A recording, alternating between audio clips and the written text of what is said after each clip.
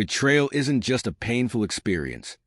It feels like a deep wound that goes straight to the soul, especially when it comes from the person you've loved, trusted, and shared your life with for over 2 decades. My name is Richard, and for 25 years, I thought I had it all: a devoted wife, financial success, and a promising future. But life has a cruel way of appending everything when you least expect it. One night, I came across a text message that shattered everything I believed in. Linda, my wife, was pregnant, but the child wasn't mine.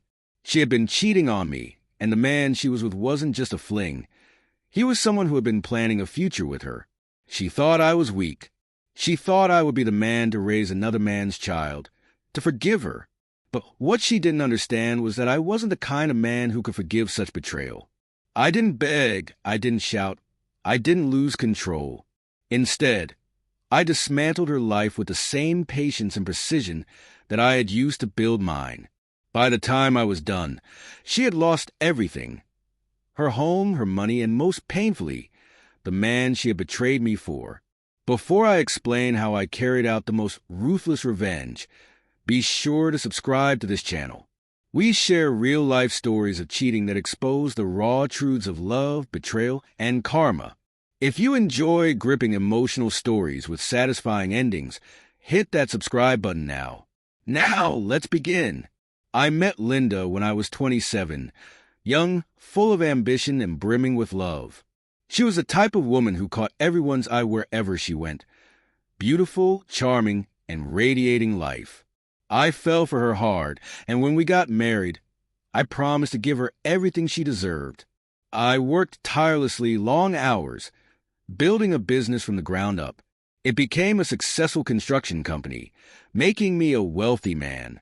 With my growing income, I bought us a stunning home in an upscale neighborhood, luxury cars, and even vacations to Europe. Linda never had to work a single day in 25 years.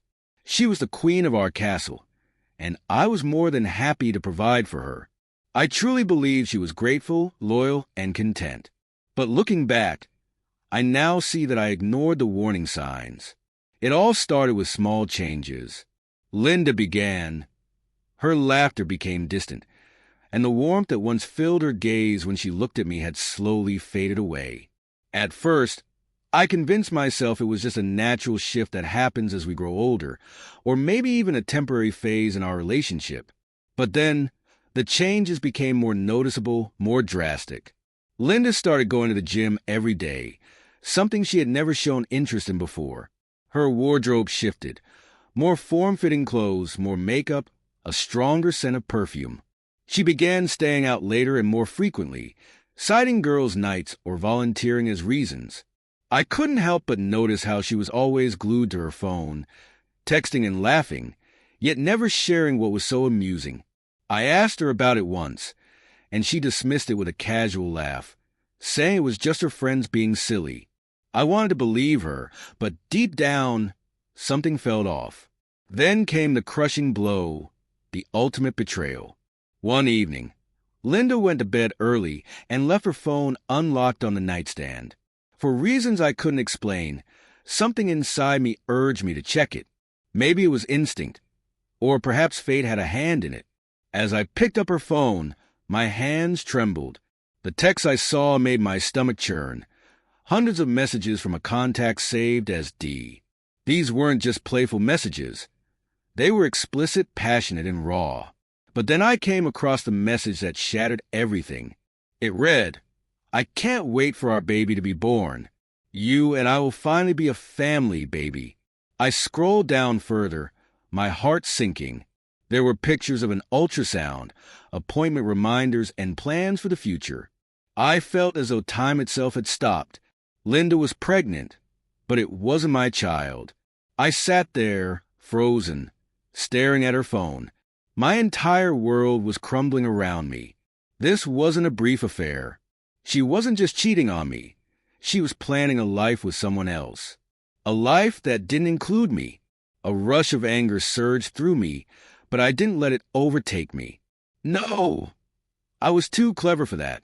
If she thought she could tear me apart and walk away unscathed, she was sorely mistaken. The next morning, I sat quietly at the kitchen table, waiting. Linda came in, stretching and yawning, unaware of the storm that was about to hit. "Morning, babe," she said casually, grabbing a cup of coffee. I locked eyes with her, my voice steady as I asked, "Whose baby is it, Linda?" She froze mid-sip, her face draining of color. Her hands shook. What?" she stammered, feigning confusion. I picked up her phone and turned the screen toward her. "Don't play dumb. Just tell me whose baby it is." There was silence, and then tears. But not the kind of tears you shed when you're sorry for what you've done. These were the tears of someone realizing their lies had been exposed. "I'm sorry, Richard. I never meant for this to happen." Her voice trembled as she spoke, guilt dripping from her words.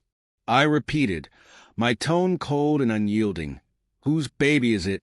Then, like venom escaping from a broken vial, the truth spilled from her lips. "It's not yours." That moment was crystal clear to me. This wasn't a mistake. This was a deliberate choice. And she was going to pay the price for it. I didn't shout. I didn't lose control. I didn't even let anger show on my face. I just smiled. And that smile frightened her more than anything else I could have done. She had no idea that her world was about to be destroyed. The next morning, I went to work, but not the way I usually did. I went straight to my lawyer. Within 3 hours, I had taken the following steps. I froze all of our joint bank accounts. Linda had never worked a single day in her life. Every penny she had came from me. I canceled her credit cards. No more shopping, no more indulgence, no more luxuries. I removed her name from the deed of the house. Legally, it was mine. She had no claim to it. I filed for divorce, and not just any divorce. I made sure she walked away with nothing. That evening, I returned home, calm and collected, ready to face what I had planned. Linda greeted me, her nervousness apparent. "Richard, I think we should talk." I placed the divorce papers on the kitchen table. "We already have," I replied, her face twisted in shock and fear as she picked up the papers. "Why you're divorcing me," she stammered. "Of course," I said. "You're having another man's baby. You thought I would be a fool, that I would raise it as my own. But where will I go? How will I survive?" Her voice shook, full of panic. "Not my problem," I replied, emotionless. She thought I would cave. She thought I would forgive her. She couldn't have been more wrong. 2 weeks later, Linda found herself homeless, penniless, and abandoned. And the best part, the man she had been seeing, he disappeared the moment she lost everything. Now, she was alone, struggling, regretting. As for me, I was thriving. Betrayal is a choice, and when someone chooses to betray you, make sure they regret it for the rest of their lives. If you want to hear more stories like this, make sure to subscribe, because karma never forgets.